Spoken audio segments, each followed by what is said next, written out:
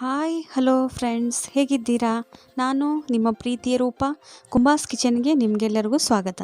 ನಾನಿವತ್ತು ಮೆಂತ್ಯ ಚಟ್ನಿನ ಹೇಗೆ ಮಾಡೋದು ಅಂತ ಹೇಳ್ಕೊಡ್ತಾ ಇದ್ದೀನಿ. ನೋಡ್ತಾ ಇದ್ದೀರಲ್ಲ ಫ್ರೆಂಡ್ಸ್, ಎಷ್ಟು ಚೆನ್ನಾಗಿದೆ ಚಟ್ನಿ. ಇದನ್ನು ಸ್ವಲ್ಪ ಇಂಗ್ರೀಡಿಯೆಂಟ್ಸಲ್ಲಿ ಕಡಿಮೆ ಟೈಮಲ್ಲಿ ಹೇಗೆ ಮಾಡೋದು ಅಂತ ನೋಡ್ಕೊಳ್ಳಿ. ನೋಡಿ, ಮೆಂತ್ಯಕಾಳು ತುಂಬ ಯೂಸ್ಫುಲ್ ಆಗಿದೆ ನಮ್ಮ ಬಾಡಿಗೆ.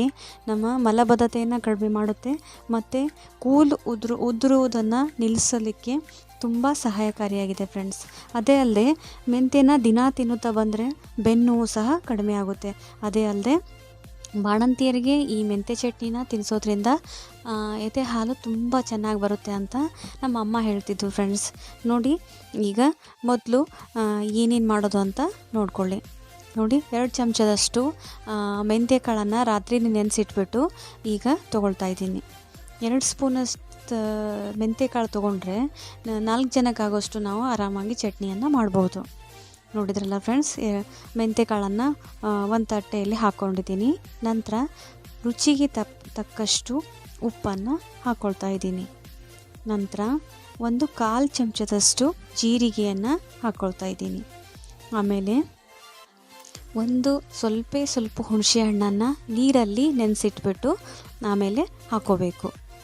ಆಮೇಲೆ 4-5 ಬೆಳ್ಳುಳ್ಳಿಯನ್ನು ತೆಗೆದುಕೊಂಡು ಕ್ಲೀನ್ ಮಾಡಿಬಿಟ್ಟು ಆಮೇಲೆ ಹಾಕ್ಕೊಳ್ತಾ ಇದ್ದೀನಿ. ನಂತರ ಅರ್ಧ ಬಟ್ಲಷ್ಟು ಒಣ ಕೊಬ್ಬರಿಯನ್ನು ಹಾಕ್ಕೊಳ್ತಾ ಇದ್ದೀನಿ. ನಾವು ಬೇಕಾದರೆ ಹಸಿ ಕೊಬ್ಬರಿಯನ್ನು ಬೇಕಾದರೆ ಯೂಸ್ ಮಾಡ್ಬೋದು. ಬಾಣಂತಿಯರಿಗೆ ಮಾಡುವಾಗ ನಾವು ಒಣ ಕೊಬ್ಬರಿ ಯೂಸ್ ಮಾಡಿದರೆ ಒಳ್ಳೆಯದು. ಆಮೇಲೆ ಸ್ವಲ್ಪ ಬೆಲ್ಲವನ್ನು ಹಾಕ್ಕೊಳ್ತಾ ಇದ್ದೀನಿ.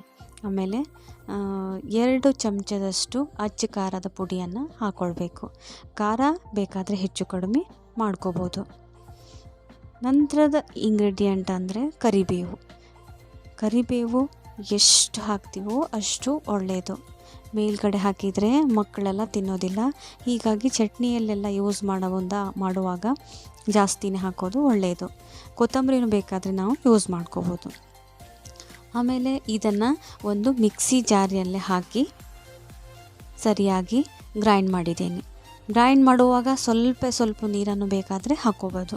ನೋಡಿ ಫ್ರೆಂಡ್ಸ್, ಎಷ್ಟು ಚೆನ್ನಾಗಿ ಬಂದಿದೆ ಚಟ್ನಿ.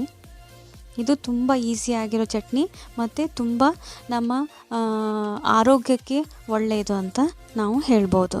ಇದನ್ನು ದೋಸೆ, ಪಡ್ಡು, ಇಡ್ಲಿ, ಚಪಾತಿ, ರೊಟ್ಟಿ ಇದರಲ್ಲೆಲ್ಲ ನಾವು ತಿಂದರೆ ತುಂಬ ಚೆನ್ನಾಗಿರುತ್ತೆ ಫ್ರೆಂಡ್ಸ್.